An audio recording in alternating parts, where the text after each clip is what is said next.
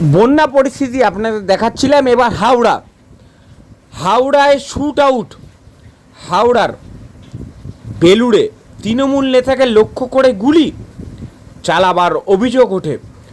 উত্তর হাওড়ার তৃণমূল যুবনেতা কৈলাস মিশ্র এবং তার পরিবার নিয়ে কালীঘাটে পুজো দিতে এসেছিলেন। পুজো দিয়ে ফেরার পথে তার গাড়ির ডান দিকে একটা আওয়াজ হয়। ড্রাইভার গাড়ি সাইড করে বেরিয়ে দেখে গাড়ির পেছনে কাঁচ ফুঁড়ে বন্দুকের গুলি মতো ঢোকে। সঙ্গে সঙ্গে কৈলাস পুলিশ খবর দেয়। পুলিশ তদন্ত শুরু করেছে। আবার একবার বলে রাখি, হাওড়ায় শ্যুট আউট। হাওড়ার বেলুড়ে তৃণমূল নেতাকে লক্ষ্য করে গুলি সরাসরি। কালীঘাটে পুজো দিয়ে এসেছিলেন তারা।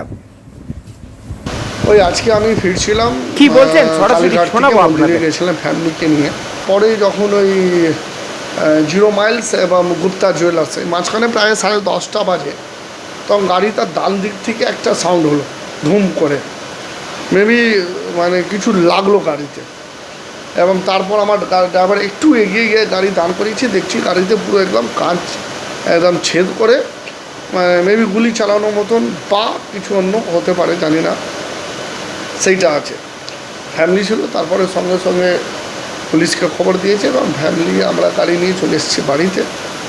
আমার লাগছে কিছু মেবি হামলা টিভিতে মেবি দেখা গেছে যে আননোন পার্সন কিছু দাঁড়িয়েছিল 2-3 জন।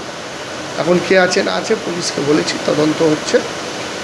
এবং যারাই থাকুক পুলিশকে বলেছি অ্যাকশান নিতে। কেন আমার 3 বছরের মেয়ে ছিল, ওয়াইফ ছিল, আমার ছোটো ভাইয়ের ওয়াইফ ছিল, ফুল ফ্যামিলি আমরা ছিলাম।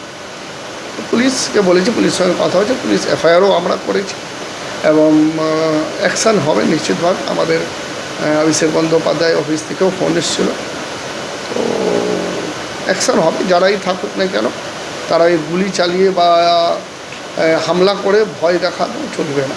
আমরা অভিষেক ব্যানার্জি সৈনিক, রাস্তায় আছি, ঘাটে রাস্তায় থাকবো, লড়াইয়ে থাকবো, আন্দোলনে থাকবো।